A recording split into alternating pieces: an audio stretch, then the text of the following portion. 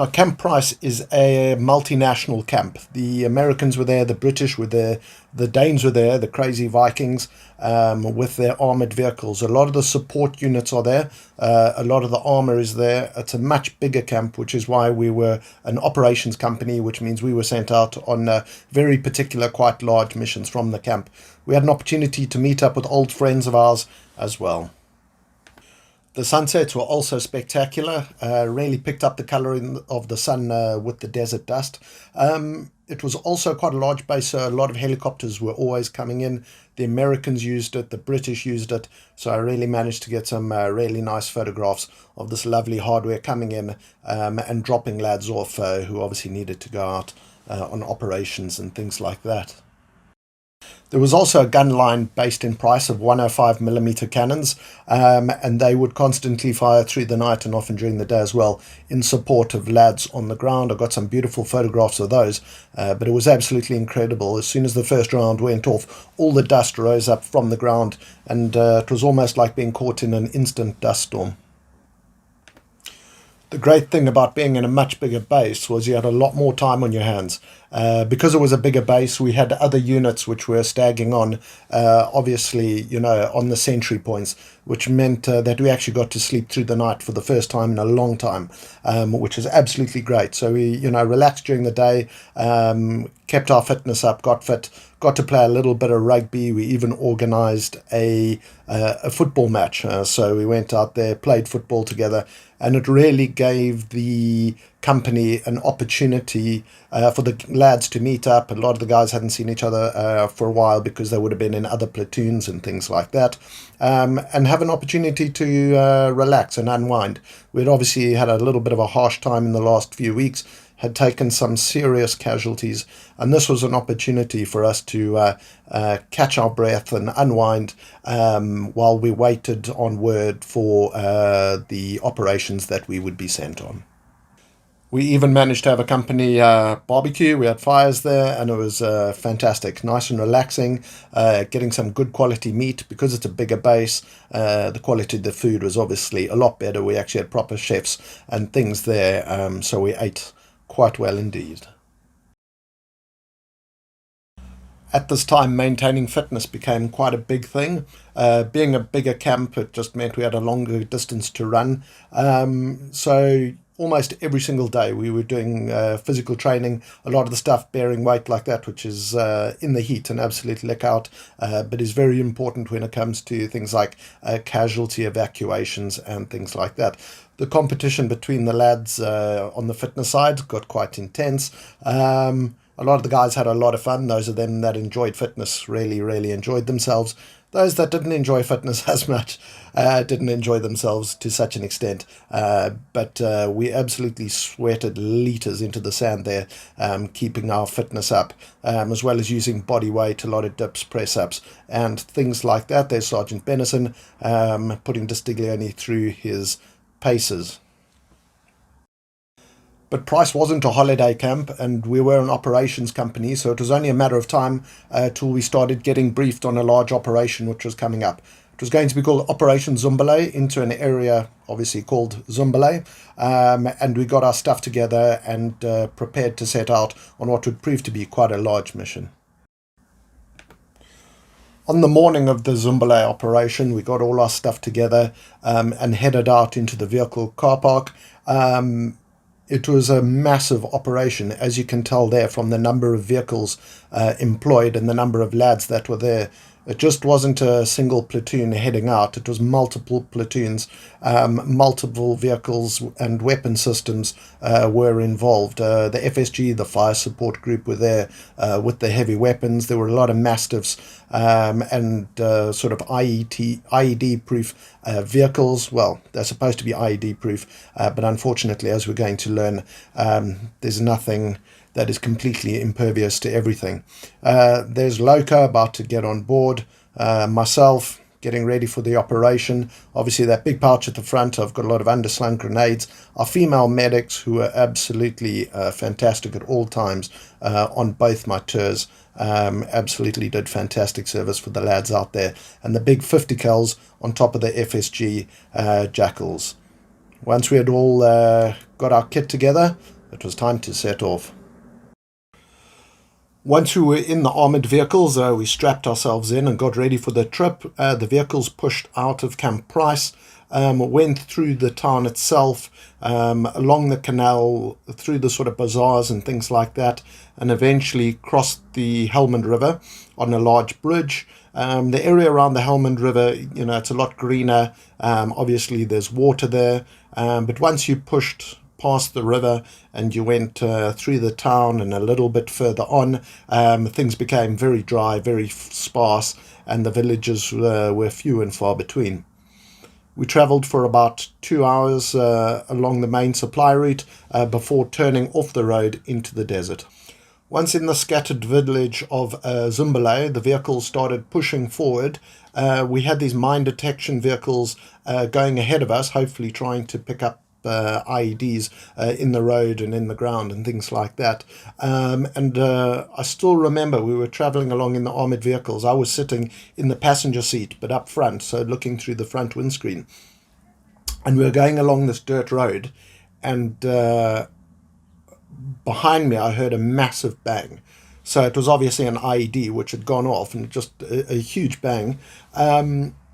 But I didn't think much of it, because I'd seen a number of these vehicles which were designed to hit IEDs, strike IEDs, and they're actually designed for the wheels to fly off both sides, and everyone inside is in a sort of a safety cage, and hopefully, they are kept okay, and then the vehicles can just be towed away, and there's quite a simple process of, putting the wheels back on and things like that. So when this explosion went off behind me, I didn't think too much of it. I thought the guys would be okay. And then I came across the radio, and they said our vehicle must stop and go and give the vehicle behind us some help. And I thought, okay, the lads may need help getting out of the vehicle, which I had done on a number of occasions on my first tour of Afghanistan. But I was absolutely amazed when I got out the back of our vehicle. We opened up the big armoured doors at the rear, and I looked back, and this armoured vehicle, God knows how much it weighs, probably 15 to 20 tons, had gone over an IED, and it must have been an absolutely massive IED. And the entire vehicle had been blown up into the air, had flipped head over tail, and then landed on its back and rolled, which was actually quite a shock to me. I didn't think that any IED would have the power to do that to such a big vehicle. Unfortunately, in that, a Dragoons Guard lad was killed.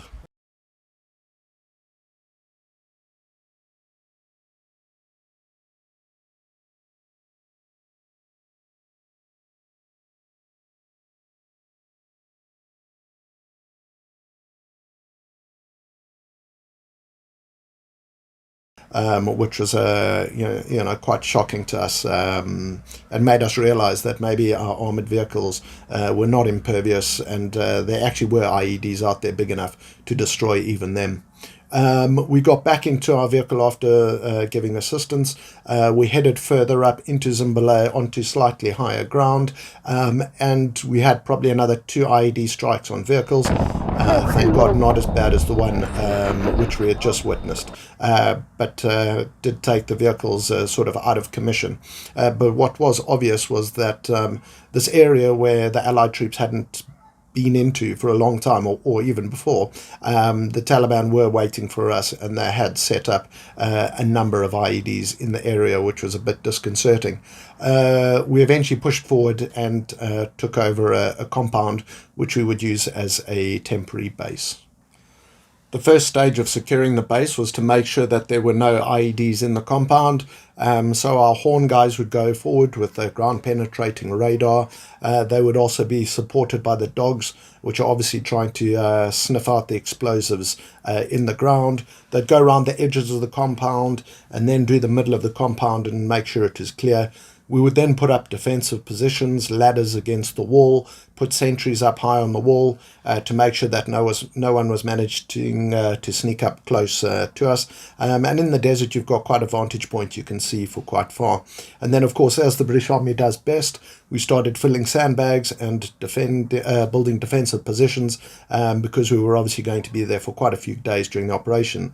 We then pushed out patrols. The patrols were supported by the FSG, Fire Support Group, with their heavy weapons, especially the grenade launching machine gun, a hell of a good piece of kit, which could give supporting fire to the lads on the ground whenever they got into trouble. And it was quite handy having the vehicles there because it was an easy way for them to see over the walls and give that supporting fire. But at this stage, if you weren't on patrol or you weren't part of FSG giving fire support, life was pretty chilled and you could just sit back. If you smoked, you smoked. There's a female medic who I've said have been absolutely fantastic on all my tours. The operations to come would prove to be quite spicy, but we didn't know it at the time. We were more worried at this time about the IED threat after we had seen what had happened to the Mastiffs and armoured vehicles on the way in. But we got some sleep and then got ready to do some more work.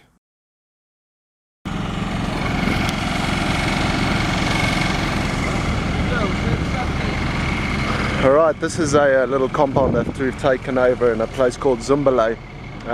We've mobilised out of forward operating base Price, which is quite a big place, probably second biggest bastion. And now we're here. You can see the jackals here, and they're on stag, all pointing outwards. Oh, I don't know what's happening there. I don't have that vehicle's on fire, but they're using a fire extinguisher on it, so quite interesting. Let's have a look.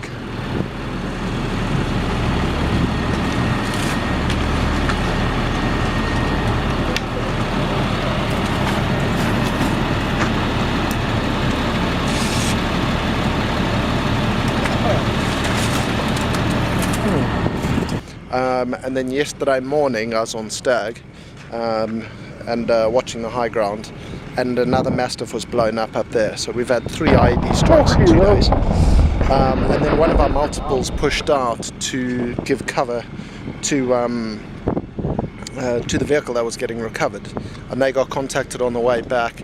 And Corporal Distiglione, a hell of a nice guy, was shot twice through the shoulder just outside the compound here. Corporal Distiglione was a hell of a lucky. He would go on to make a full recovery. I didn't even know he had been hit at this point here, but I did have my camera on me and managed to get some quite nice photographs of his MERT, his medical helicopter Chinook, coming in to pick him up and take him away for medical treatment. So, you know, a hell of a lot of contacts, hell of a lot of IEDs, and we're pretty much fish in a barrel here. We're right in the middle, surrounded by compounds, and the place has been pretty riddled with IEDs, so not a good place to be, and we're here for another 5 days. We're now going on a patrol in about 2 hours' time, which is going to try and catch the guys that opened up and hit Distiglione yesterday, but it just seems like a bit of a crazy plan because there's no cover at all. It's across open fields, and as Lockie, there's Lockie right there. I think he's trying to build the new loo because the last one wasn't so successful. Anyway, like he said, the Chinese proverb, you know, if you're out for revenge, first dig 2 graves. So we'll see what happens this afternoon, because I think it's a hell of a risky one. But yeah, I'll let you know how that goes. So as usual, we got all our stuff together for patrol, all the equipment that we needed. We had a medic with us. We headed out of camp, and as you can see, in the desert, you don't have a lot of cover, so the enemy can see you coming from miles away. But we patrolled quite a long way away from our compounds, and then we started going around a group of buildings that included a cornfield out the back, and that is when the Taliban took their opportunity and engaged us.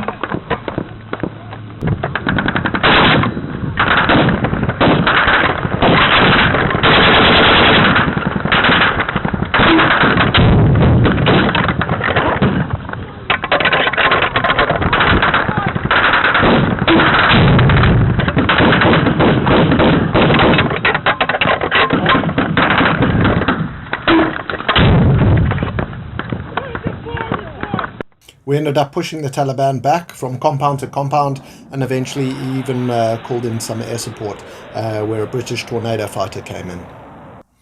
So after that spicy encounter, the powers that be decided that we go and poke the hornet's nest even more. So we pushed out further into ZUMBALAY to take over a compound and really engage them up there. And we knew heading up there that as soon as we got to that one compound, all hell would break loose, and it did.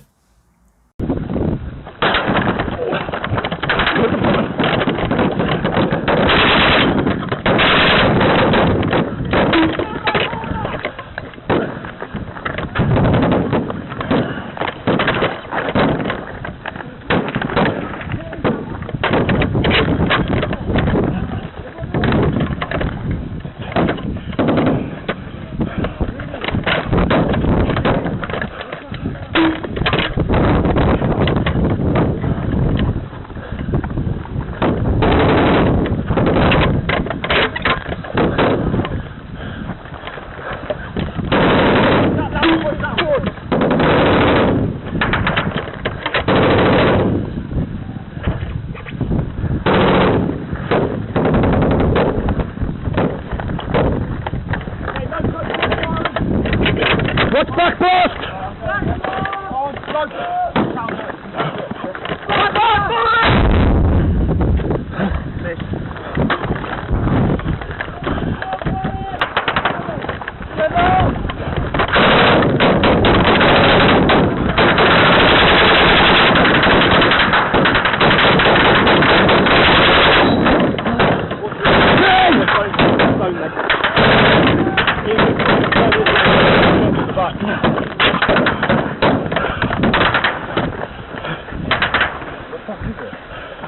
I think there's some over there.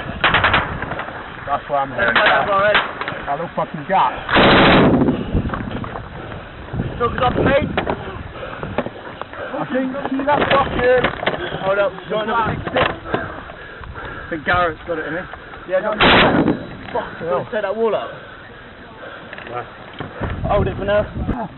Go, give it.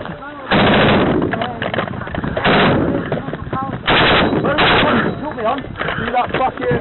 See that black The fucking... curtain. Right. Behind there. Above right of that curtain, you can see that fucking roof, the straw roof. Yeah. I've seen the fucking one out there. Get some UGLs into that compound. Fuck. Come on. Right, see the black curtain? Yeah, black curtain comes right a bit straw. Oh, fucking beauty. Right, where's his phone, please? Look where the smoke is from my UGL. Back blast! Rapid! Alright, check fire! Check fire! 550, step up. Eventually we pushed through and took over the compound that we were aiming to take over. One of the Afghan local policemen who were with us had a hell of a close call in the engagement. An AK-47 round went through the stock of his AK-47, but luckily missed him. We went around doing the usual tasks, fortifying the compound, digging murder holes in the wall so that we could fire outwards at enemy positions, as well as filling sandbags and things like that, building up defensive positions on the roof, which would allow us to have sangers and really keep an eye on the enemy and make sure that no one was sneaking up on us at any point. There you have the general purpose machine gun with a sandstorm developing in the background.